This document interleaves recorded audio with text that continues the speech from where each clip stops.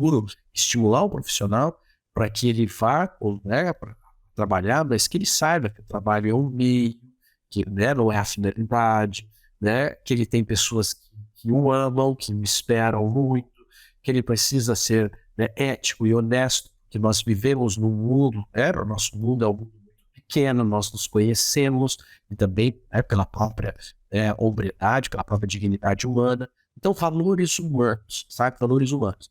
Então, esse é um pilar que nós aqui no nosso estudantes, nós procuramos valorizar muitíssimo, inclusive, né? Técnico, eu tenho certeza que para eles, né, vai ser dado da melhor forma. Mas o valor humano, nós damos também essa prioridade de formação de virtudes e formação de um profissional de excelência. O profissional de excelência é esse. É um profissional que ele, 5h30, 6 horas, ele vai fechar e vai para casa abraçar o seu filho, vai jogar futebol com o seu filho, vai ter um jantar especial com a sua esposa, onde ele vai poder literalmente ser um pai de família, né?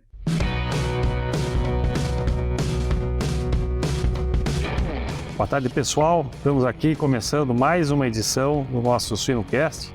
Esse que é um programa bastante democrático, um programa bastante leve, uma conversa com pessoas que são referências aí no meio da suinocultura, no meio acadêmico. Eu sempre falo que pelo dinamismo desse programa, os nossos ouvintes aí, as pessoas que nos assistem e nos enxergam, né, Luiz, são pessoas que estão em todas as pontas da área. Hoje a gente está entrevistando um professor, então tem o interesse dos alunos, tem interesse de quem eventualmente pode ser um aluno, aqueles que estão na atividade para aprender um pouco mais. Podemos ter aí filhos de produtores, enfim, toda a cadeia da suinocultura, que é bom que a gente tenha essa amplitude em um programa que pode nos remeter a qualquer lugar. Eu tenho aqui comigo o Luiz Guilherme de Oliveira, ele que é professor, doutor da Universidade de Veterinária de Jaboticabal, e nós vamos bater um papo aqui hoje a respeito da vida acadêmica. Eu vou já passar um breve recado aqui. O Luiz teve a participação no começo da carreira dele numa empresa privada, trabalhou como veterinário, trabalhou como sanitarista na parte de suinocultura, depois teve a sua participação desde 2013 na área acadêmica. Luiz, eu faço essa breve apresentação. Então, meu nome é Guilherme Brant, eu sou host desse programa. Fica muito bem à vontade aqui, Luiz, para contar a tua história. Hoje nós queremos te ouvir. Então, para começar, eu tenho 2 perguntas de bate-pronto aqui. Primeira, eu gostaria que tu te apresentasse da tua forma, quem que é o Luiz Guilherme, de uma maneira mais estruturada, e também gostaria de saber como que o Luiz Guilherme lá, o adolescente, o jovem, começou a sua carreira e por que escolheu a veterinária e por que escolheu a suinocultura. Bom, muito obrigado, Guilherme, toda a equipe do programa, pelo convite. Fiquei muito honrado, é uma alegria muito grande aí participar com vocês e principalmente difundir experiências e difundir conhecimentos, na medida do possível, para o setor de suínos, para aquelas pessoas interessadas, para os amantes da suinocultura, né? A gente percebe claramente que as pessoas que vão para a suinocultura realmente se apaixonam pelo setor, né? Entregam-se para essa atividade, que é uma atividade belíssima, né? Uma atividade que traz assim, tanta alegria, né? A gente ter o contato com o produtor, ter o contato com o sistema produtivo, as pessoas envolvidas, né?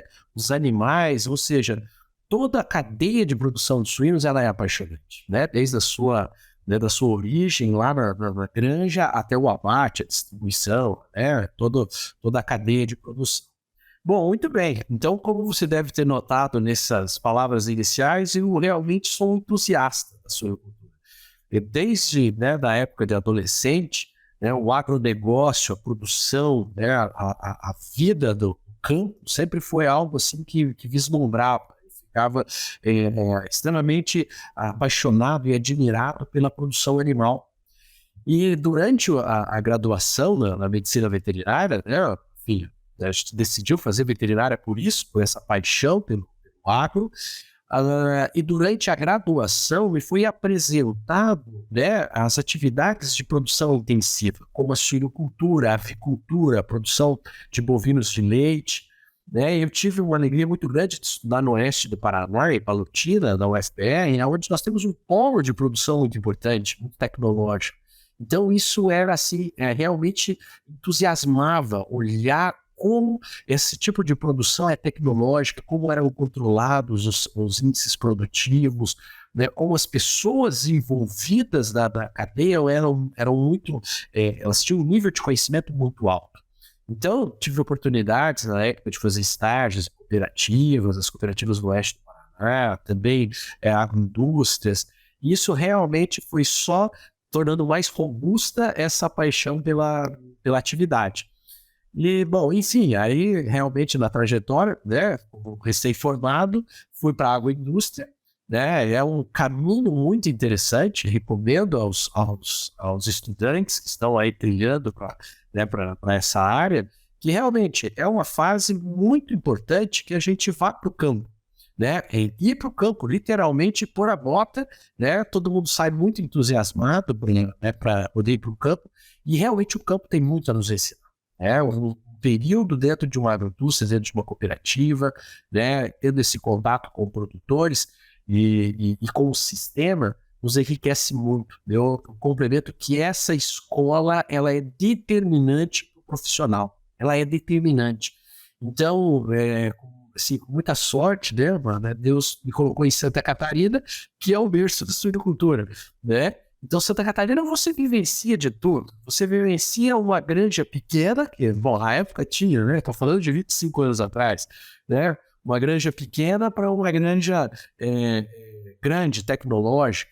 Então, você sai, né? Você tem uma amplitude de situações que vão, né, te dando bagagem pela vivência, pela situação, né? Enfim, doenças, vários tipos de cenários, de enfermidades.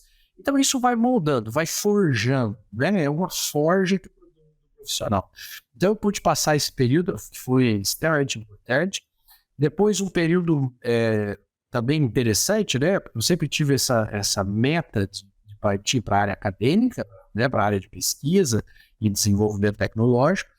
Então eu vim para o estado de São Paulo, que é um estado aí que a gente tem uma estrutura bem interessante para isso, né, para a pesquisa, e também tive a oportunidade de trabalhar durante o período de pós-graduação, via concurso público, na Secretaria de Agricultura, no Sistema de Defesa Agropecuária, que também é outro segmento muito importante, muito interessante, né, que nós devemos estar trabalhando conjuntamente com a defesa agropecuária dos estados, né? Santa Catarina, o CIDASC, da parte do Paraná, lá no Rio Grande do Sul, a própria secretaria. Então foi bem importante também esse período. E depois, né, após esse período na secretaria, aí sim, terminando o doutorado, eu cresci na vida acadêmica, que foi o que a gente estava buscando para desenvolver pesquisas, né? Pesquisas que tragam benefícios aí para o setor produtivo, né? Que tragam, né, respostas almejadas pela indústria, ou seja, a integração entre a pesquisa e a indústria. Então, hoje, nós trabalhamos com esse foco, né? Nós trabalhamos literalmente em trazer para o laboratório, trazer para a estrutura, né, universitária, demandas da indústria farmacêutica, da indústria de biológicos, do setor produtivo, para que a gente possa prover respostas cientificamente válidas, né? Que a gente possa literalmente afirmar, né, que aquilo ali, ou enfim, que aquele achado tem uma validade científica. Então, hoje o nosso laboratório é um laboratório de medicina de suínos, então nós temos aí um foco de trabalho focado em sanidade. Legal. Vai ser muito fácil a conversa contigo, Luiz. Que bom!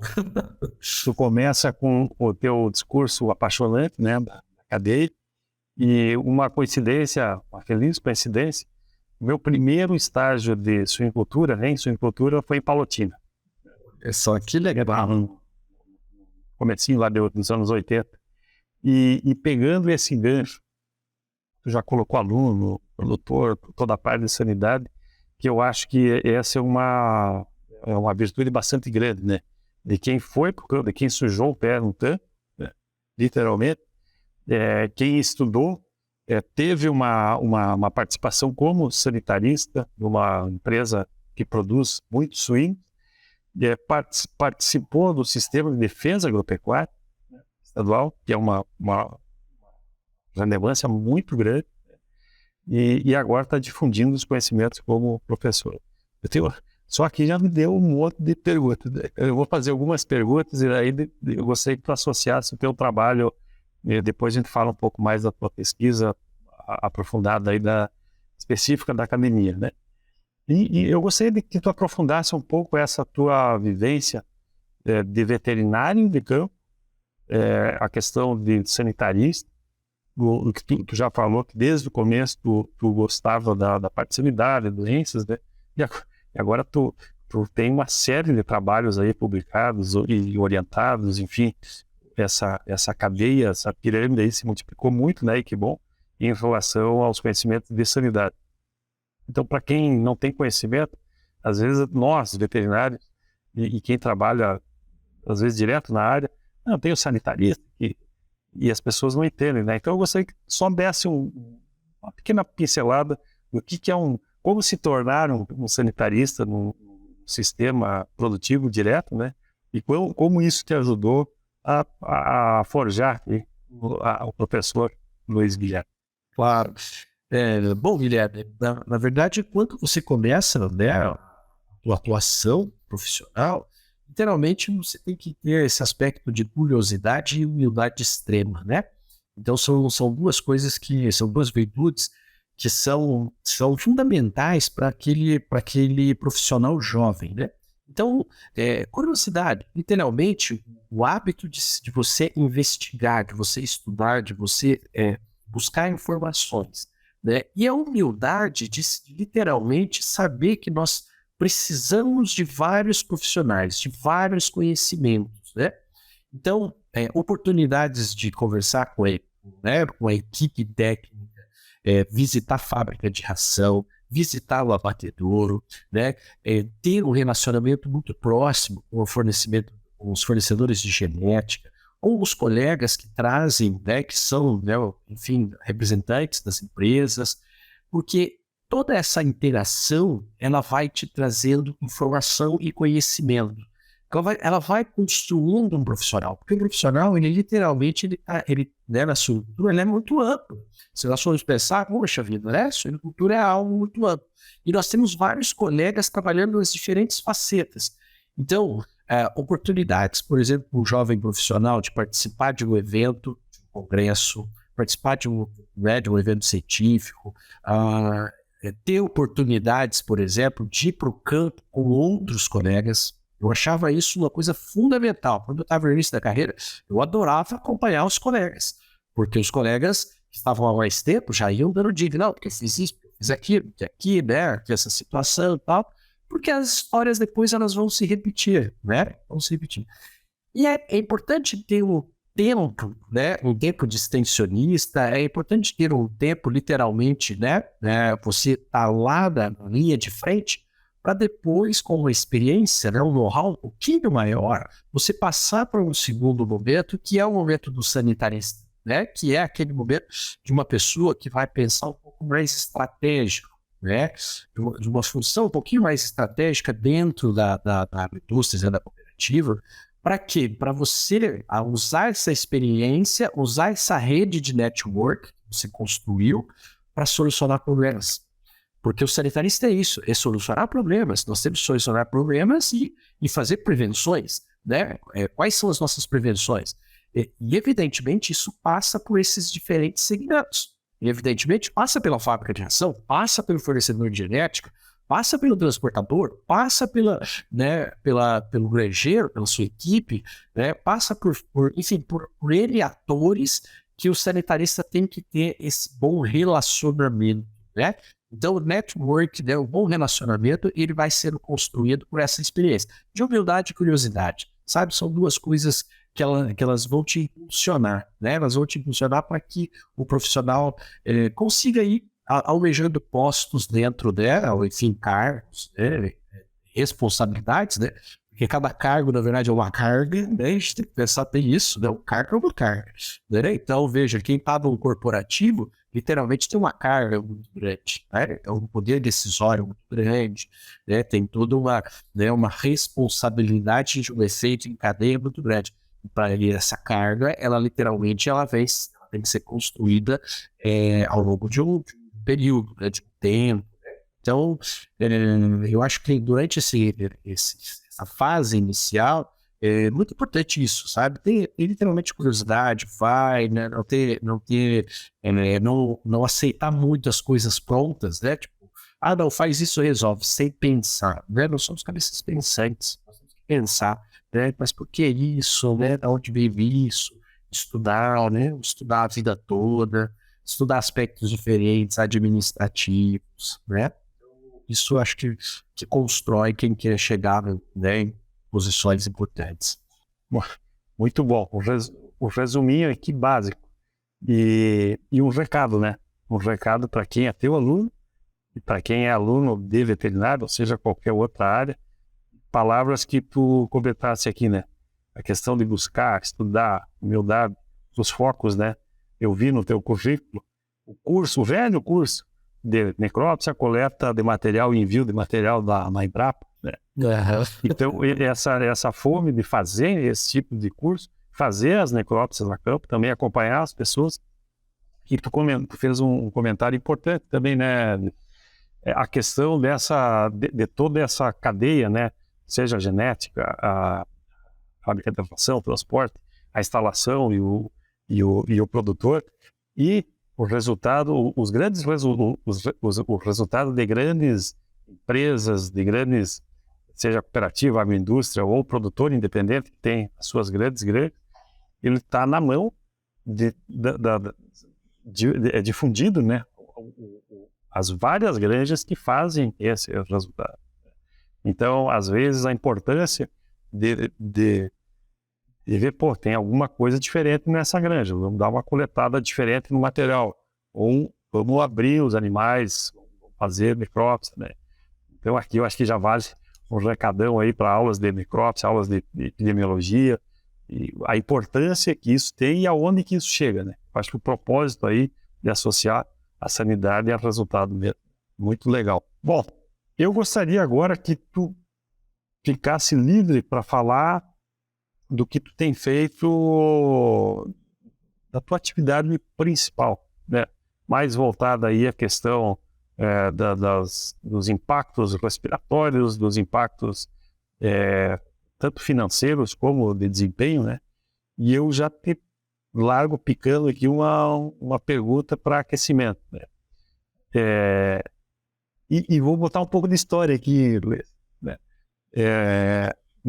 Quando eu estava na operação, nós começamos a fazer experimentos para ver se a vacina de micoplasma justificava o uso. Estavam entrando no Brasil efetivamente, né?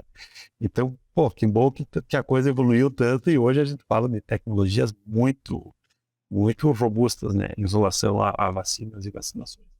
Mas quando a gente fala aí de perdas respiratórias, pleurisias, condenações, qual que é o impacto hoje real das doenças respiratórias em desempenho e custo? Eu sei que essa resposta é difícil, mas assim, ó, um bate-pronto aí em relação ao tempo. Olha, Guilherme, eu assim, evidentemente, né, os colegas pesquisadores, cada um valoriza a sua área, né, sua área de atuação, né, sempre dá, que bom, né? Põe luzes na sua área de atuação. Mas, andando frigoríficos, andando aí um pouco pelo sul do Brasil, também aqui trabalhos que a gente desenvolve no Centro-Oeste, né? Nós temos aí parceiros no Paraná, parceiros aqui em Goiás, parceiros aqui em Minas Gerais, também no estado de São Paulo, mas principalmente onde a gente tem um sistema de integração, né? Eu posso te afirmar com toda certeza que é assustador os nossos atuais índices de condenação, ou melhor, vou refinar essa informação, os nossos índices de desvio de carcaças para o DIF, tá? Então, nós temos aí cooperativas, temos, nós temos sistemas produtivos que, se a gente pegar um histórico, isso não tem problema nenhum a gente compartilhar, porque são dados públicos do SIG-CIF, né? que durante o ano, por exemplo, de 2019, nós tivemos 18% de animais desviados para o DIF. Aí chegou o ano de 2020, né? Mais de 20%, né? Ano de 2021, 25%. Ou seja, veja, dos animais abatidos, 25% serem desviados é assustador. E isso, assim, é uma realidade. Quem está nas plantas hoje vai escutar esse podcast, vai falar, meu, né, a minha situação aqui pode ser um pouco diferente, mas eu tenho certeza que muitos aí vão falar, puxa vida, não, realmente, aqui nós não temos índices parecidos. E veja, quando nós vamos esmiuçar os dados do que a gente tem de desvio para o DIF, né, para a inspeção final, grande parte são devido aos problemas respiratórios. Especialmente quando nós analisamos, por exemplo, pleurezias. Veja, então nós temos esses índices que são realmente alarmantes, e aí nós vamos esmiuçar o que nós temos nessas condenações, e grande parte são problemas respiratórios, devido a pleuresias, né? Só que o CIF, ele acaba colocando no seu consolidado pneumonias. Então, pneumonias, né? Ou em geral, pneumonias. Então, veja, nós temos um problema grande, eminente, nós temos um problema que literalmente impacta o nosso setor produtivo, né? Que são os problemas respiratórios. E claro, né, nós vamos entrar dentro do cenário marco. Por exemplo, você vai pegar agroindústrias que têm foco em exportação, elas estão exportando carcaças, elas vão estar de olho nisso. Vão estar literalmente de olho nisso. Por quê? Porque qualquer carcaça que tenha sinal de pleuresias, você já não pode embarcar. Você já não embarca para exportação. Agora, a indústria nacional, a indústria que está produzindo para o país, né, que está produzindo para carcaça para embutido, para de soça e tal, já não tem tanta preocupação. Então, veja, aí você está dançando num cenário que alguns estão preocupados e outros não estão preocupados. Mas a doença, ela não quer saber. A doença, ela espalha. Ela não quer saber do meu cliente, né? Ela não quer saber para quem que eu estou mandando a carcaça. Então, veja, nós estamos passando por uma fase já, numa série histórica de grandes desafios. E, evidentemente, quando nós formos calcular isso aí nós precisamos de trabalhos científicos, né? Para calcular e monetarizar isso aí, essas perdas, nós vamos ficar também muito assustados. Nós fizemos um trabalho recentemente com pneumonia exoótica, mensurando áreas de lesão de pneumonia exoótica, né? De acordo com o tamanho da área de consolidação, que é o volume, né, do pulmão afetado, e correlacionando com o ganho de peso diário lá no campo. E nós chegamos a resultados muitíssimos interessantes. Hoje, a gente não encontra lá grandes áreas de lesão, né? 30%, 40% de lesão. Mas nós encontramos frequentemente 15%, 20% de área consolidada. E a cada 1% de área consolidada, nós já temos um impacto de 1,8 lá no ganho de peso diário, né? O animal está perdendo no campo. Está lá perdendo no campo. Então, ele está deixando de expressar o seu potencial por causa de pneumonia exoótica. Bom, aí nós vamos esmiuçar um pouco mais. A pneumonia exoótica, né, a Mycoplasma pneumoniae, ele só é o pré-requisito para que comece a dar problemas de pleuresias. As pleuresias estão intimamente relacionadas com a pneumonia. Então, eu perdi no meu ganho de peso por ter a pneumonia exoótica, ter o Mycoplasma, e depois, evidentemente, eu perdi também, né, alguns animais por condenação. Porque entrou a pastorela, porque entrou o APP, tá? Por quê? Porque esses animais estavam susceptíveis. E aí também, o que nós vivemos hoje na atualidade, esses surtos, né, de influenza, né? A influenza passando e sendo potencializada por esses agentes. Então, veja, se nós pegarmos e formos buscar os dados de perdas sanitárias hoje, eu tenho, né, uma grande ânsia de mostrar isso para o setor produtivo, dizendo, olha, né, aqui nesse segmento vocês estão perdendo. Evidentemente, nós estamos deixando também de ganhar em outros segmentos, mas sanitariamente, a qualidade nossa respiratória, das nossas grandes, ela deixa muito a desejar. Nós temos muito campo para avançar. Nós temos muito campo, né? Você trabalhou aí, você tem uma experiência larga, e você vê que em vários setores nós avançamos muito, né? Produtividade das fêmeas, tal, né? Agora, alguns aspectos nós regredimos. E a qualidade respiratória, a qualidade do ar dentro de granja, nós demos uma regredida. Nós não avançamos, nós regredimos. Então, assim, nós temos campo para avançar. Nós precisamos dar foco na qualidade respiratória. E aí, nós estamos conduzindo algumas pesquisas agora, só complementando, de microbioma, né? Ou seja, microbiota respiratória, mostrando quando nós estamos sendo afetados com esses distúrbios, né, de fatores de risco e outras coisas, com os distúrbios respiratórios, né? Então, quanto você perde da sua saúde pulmonar. A pergunta era tu deu só uma pincelada aí. A pergunta era qual tem de novo aí na linha de pesquisa, né? Quando tu fala em microbioma e das questões gerais das pleurisias, das pneumonia exótica, o bacilo e a influenza e tudo que pode vir junto, né? O que em relação à microbiota, e tu comentou também dos fatores de risco, hoje o que a gente pode botar aí dos principais fatores que nos tiram aí o sono? Olha, aí a gente tem que separar de algumas áreas, né? Então, nós temos fatores de risco que são inerentes à nossa questão de manejo e estrutura, né?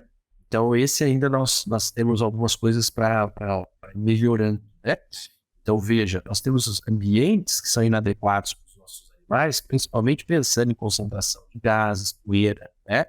Então, você chega dentro de um crenchário, às vezes, né, pega no sul do Brasil, você entra no crenchário no época de inverno, a gente não consegue ficar 10 minutos dentro do crenchário.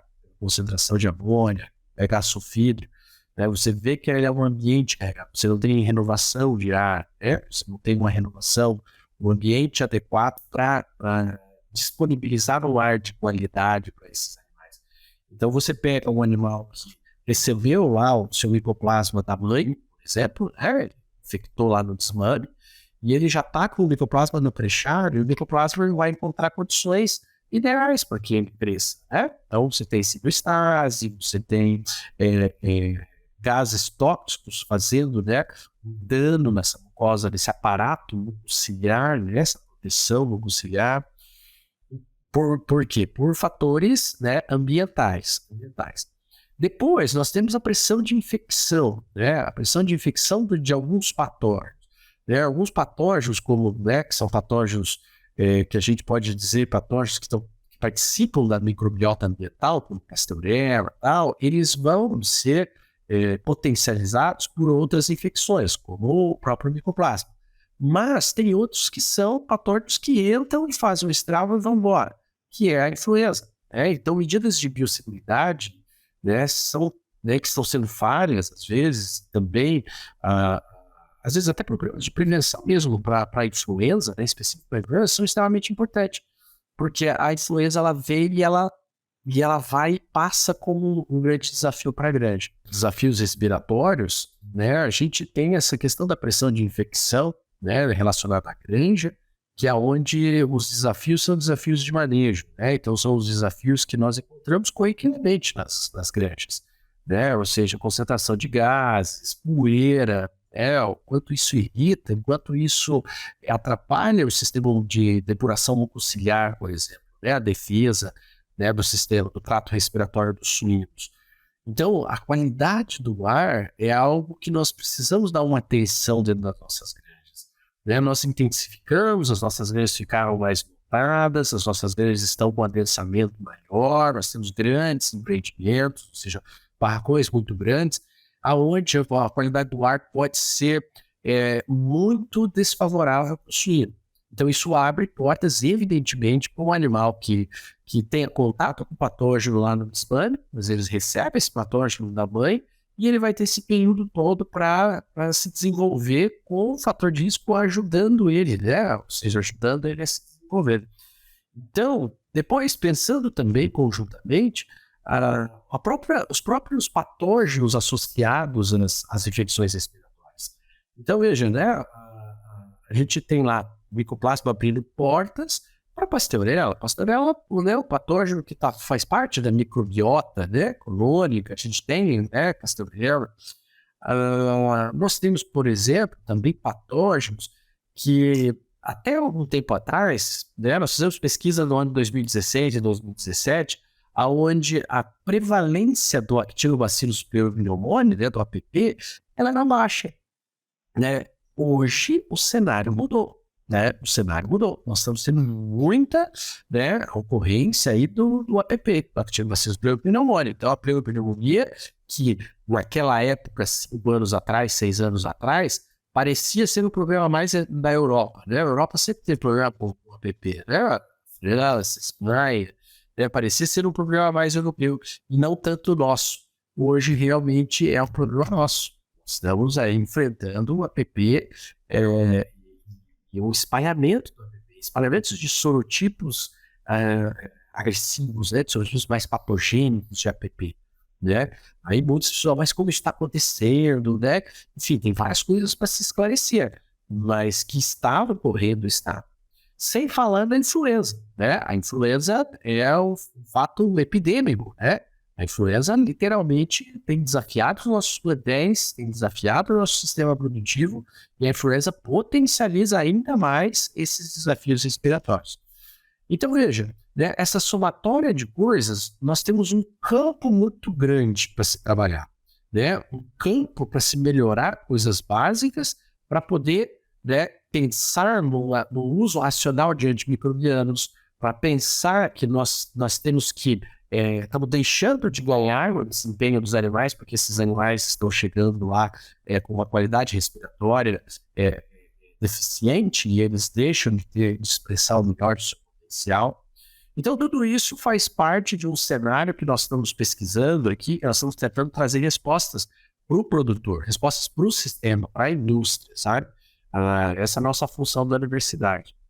E atrelado a isso, temos desenvolvido pesquisas mais tecnológicas, ou seja, avançado em campos, que são campos assim, um pouco mais robustos em termos de tecnologia, que são os estudos de populações de diversidade microbiana, né, de diversidade bacteriana. Eu estudando o microbioma respiratório, esse é um ponto muito interessante, né, quanto o equilíbrio disso, dessa diversidade. E outro, nós temos também desenvolvido ferramentas para o controle da infecção. No nosso caso aqui, nós estamos com um projeto de desenvolvimento de vacina oral para suínos, para doenças respiratórias, principalmente para micoplasma e pneumonia. Então, por que vacina oral, né? Puxa vida, né? Esse é um assunto que vai e volta. Por quê? Porque nós temos que fazer incrementos, nós precisamos fazer efeito booster de vacinação. Aquela primo vacinação lá no desmame, a gente sabe que ela não vai cair, ela vai continuar. Entretanto, não é o melhor momento para vacinar. Todo mundo sabe disso, né? Mas é o momento possível, né? O momento mais viável. E agora a gente quer prover uma oportunidade para que dê um incremento nessa resposta. Via água, injetável de novo, então, estamos trazendo ferramentas e tecnologias novas para que impacte ainda menos a questão do manejo, que a gente possa dar uma resposta para esses animais ou dar uma possibilidade de incremento da resposta imunológica. É tão importante para o combate dessas enfermidades. Coisas novas e diferentes vindo por aí. Exatamente. Temos que fazer tecnologia, né? Precisamos desenvolver isso. Uma parte mais acadêmica, professor, e não tão matéria. Tu tem aí uma gama de alunos que tu já formou, que já se colocaram. Claro que tu não vai citar aqui, mas qual poderia dar uma dica aí para quem está nessa área? O que um professor, ou se tu puder dizer assim, qual foi o trabalho que mais te surpreendeu? Não precisa dizer qual foi o trabalho, mas eu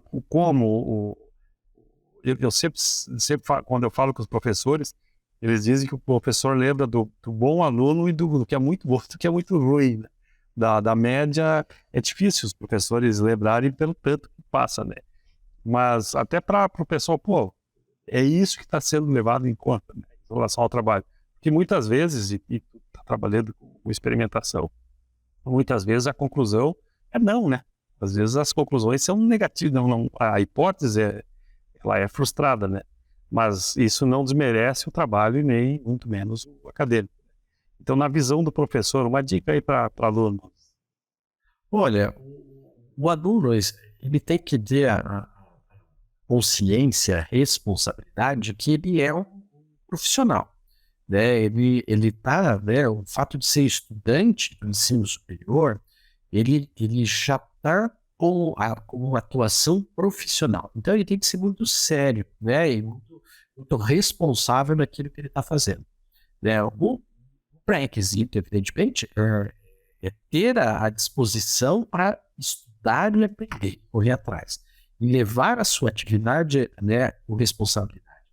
O que eu digo isso? Né? Um estudante, por exemplo, de mestrado ou doutorado, ele tem que entender que o projeto dele, o projeto de pesquisa dele e os projetos que estão tocando são importantes ao ponto dele ter um esmero, ter um cuidado imenso com aquilo que ele está fazendo.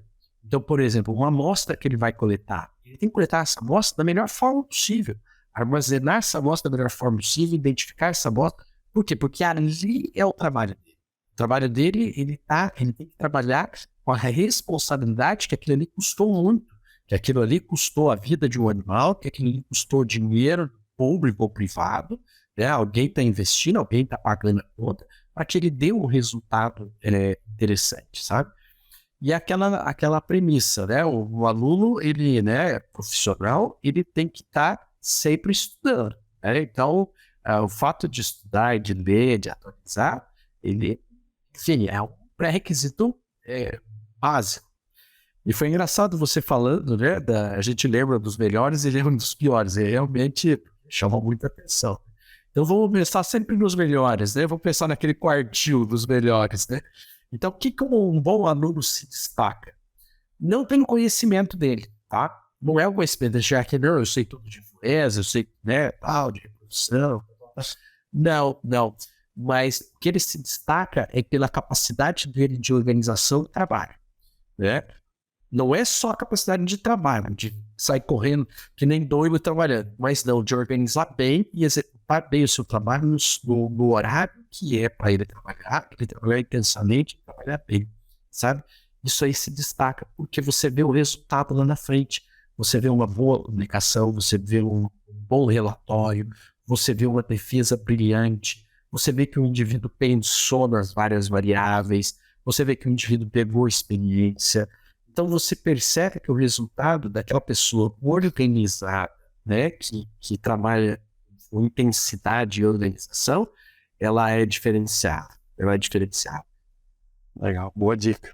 E gostei da tua frase aí, que a gente sempre fala muito de propósito, né? Essa questão de que a coleta bem feita e o pacote de coleta bem feito, ele custou a vida, mas mais do que isso, ele pode salvar a vida de muitos outros. Então, para ver a relevância desse trabalho, dessa responsabilidade. Exatamente. Legal. Também isso.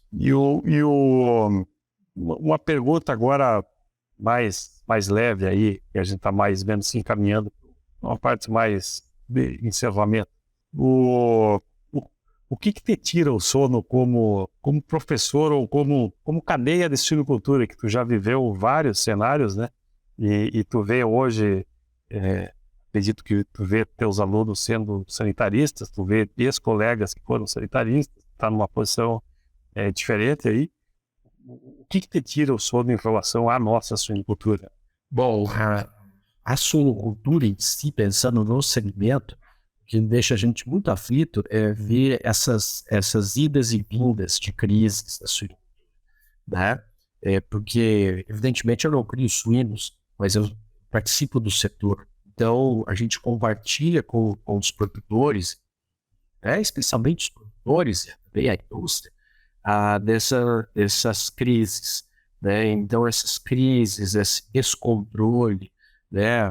Tanto por parte de mercado, governamental, isso nos deixa assim abalados, porque você gosta, né? A gente tem um carinho muito grande pela atividade e quer ver a atividade crescer, né? Quer ver a atividade literalmente se expandir, trazer recursos, trazer divisas para o nosso país.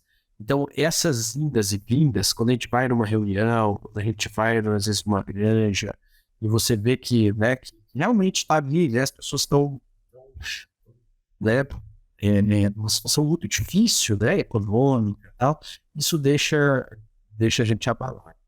E profissionalmente, que também tira um pouco o sono, é a questão da desonestidade, sabe? Então, a desonestidade, assim, né, a vantagem, né, isso ainda, infelizmente, né, existe muito.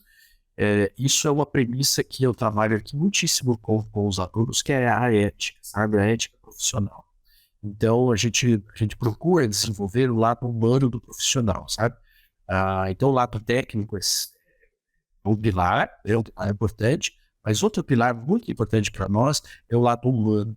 E esse lado humano, ele tem essa interface família, profissão, né, e Deus, né? Literalmente, tem essas três interfaces aonde eu procuro estimular o profissional para que ele vá, né, para trabalhar, mas que ele saiba que o trabalho é um meio, que, né, não é a finalidade, né, que ele tem pessoas que o amam, que o esperam muito, que ele precisa ser, né, ético e honesto, que nós vivemos num mundo, o nosso mundo é um mundo muito pequeno, nós nos conhecemos, e também pela própria hombridade, pela própria dignidade humana. Então, valores humanos, sabe? Valores humanos. Então, esse é um pilar que nós aqui no nosso estudantes, nós procuramos valorizar muitíssimo, inclusive. Né? Técnico, eu tenho certeza que para eles, né, vai ser dado da melhor forma. Mas o valor humano, nós damos também essa prioridade de formação de virtudes e formação de um profissional de excelência. O profissional de excelência é esse. É um profissional que ele, 5h30, 6 horas, sabe? Ele vai fechar e vai para casa abraçar o seu filho, vai jogar futebol com o seu filho, vai ter um jantar especial com a sua esposa, onde ele vai poder literalmente ser um pai de família, né? Realmente cumprir com essas outras funções. Esse tema aí dá outro podcast, né? Esse aí é interessante, essa parte família, essa parte pessoa completa, né? Eu ia te fazer uma pergunta aqui, eu acho que tu já respondeu, né? Eu ia te perguntar o que tem a ver a relação escotismo com suinocultura. Tu já me deu uma... Olha só, que pergunta interessante. Talvez a resposta já foi dada, né? É uma pergunta muito interessante essa, né? Você sabe que tem um grande colega nosso, que você conhece, o Tom Kramer, que é o exponencial no escotismo aí no Brasil, né? Eu tive minha participação no escotismo também. Olha que legal, algumas partes legais. Tá legal, a gente tá chegando ao final aqui da nossa conversa. Eu acho que fazendo um resumo aqui, né, Luiz, reforçando essa questão da importância de uma base sólida, prática, né, para os nossos professores e para quem divulga a nossa suinocultura e o nosso conhecimento, né? Então, eu acho que valoriza e reforça quem está numa academia que possa ouvir de pessoas que já cheiraram a produção. Então, eu acho que isso é muito importante e também muito legal a gente conhecer a realidade de pessoas que estão em outros locais, né? E também essa nossa possibilidade de não precisar estar junto para difundir esse material, né? E, então, eu te agradeço aí. E legal poder contar também com a Universidade de São Paulo, estadual, né? Nesse celeiro aí de pessoas, né? Que a gente precisa de muita gente boa para tocar essa nossa produção. Então, finalizando aqui, eu deixo eu já me despeço aqui, te agradeço imensamente pela tua disponibilidade, pela facilidade que tu expôs aqui os temas, né? E te deixo aqui com uma mensagem final aí para os nossos espectadores. Muito bem, muito obrigado. Eu agradeço muito a equipe de vocês também. E sempre estaremos à disposição, né? Contem conosco, né? Nossa função é essa mesmo, tentar transmitir aí um pouco enfim, de experiência, de conhecimento. A universidade ela é a casa de todos. Ela é a casa dos produtores, ela é a casa da indústria, ela é a casa dos estudantes, né? A universidade ela está aqui para isso, né? Estamos aqui para literalmente servir a sociedade. Então, contem conosco, aqui está de portas abertas, os laboratórios, os alunos, né? E que a gente puder literalmente trabalhar em conjunto em prol desse segmento que disse que é a subcultura, nós vamos estar sempre à disposição, sempre literalmente à disposição da subcultura. Mais uma vez agradeço essa simpatia, agradeço todo esse carinho aí de vocês por nós e o convite para participar desse programa. Legal, muito obrigado. Então a gente está chegando ao fim aqui de mais um episódio, né? Professor, Dr. Luiz Guilherme de Oliveira, que nos deu uma visão geral da teoria à prática aí da produção, com um enfoque bastante grande nas questões respiratórias, nas questões de perdas e oportunidades que o campo traz aí em relação à sanidade, especialmente na parte respiratória, né? E finalizando aí com, acho que uma mensagem bastante otimista em relação à honestidade, aos valores dos alunos, né? E a nossa plenitude aí como produtor, como trabalhador, mas também como família e como ser humano geral, né? Obrigado, Guilherme, obrigado a todos os espectadores e a gente se vê por aí. Um grande abraço.